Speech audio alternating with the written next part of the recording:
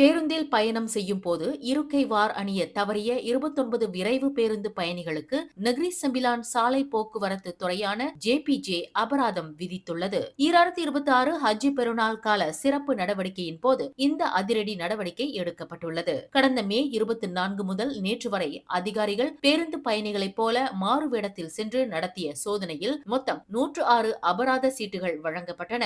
விதிமுறைகளை மீறிய பேருந்து ஓட்டுநர்களுக்கு 77 அபராத சீட்டுகள் வழங்கப்பட்டதாக மாநில ஜேபிஜே இயக்குநர் ஜசிந்தர் சிங் சித்து தெரிவித்துள்ளார். தொடர்ந்து வலதுபுற பாதையிலேயே பயணிப்பது மற்றும் போக்குவரத்து சமிக்ஞைகளை மதிக்காதது போன்ற தவறுகளுக்காக ஓட்டுநர்கள் மீது நடவடிக்கை எடுக்கப்பட்டுள்ளது. இச்சோதனை காலத்தில் மொத்தம் 14,150 வாகனங்கள் பரிசோதிக்கப்பட்டு பல்வேறு விதிமீறல்களுக்காக 1,673 வாகனங்கள் மீது நடவடிக்கை பாய்ந்துள்ளது என்பதையும் அவர் தெளிவுபடுத்தினார். மேலும் செய்திகளை தெரிந்து கொள்ள கீழே இருக்கும் பெல் பட்டனை அழுத்துங்கள்.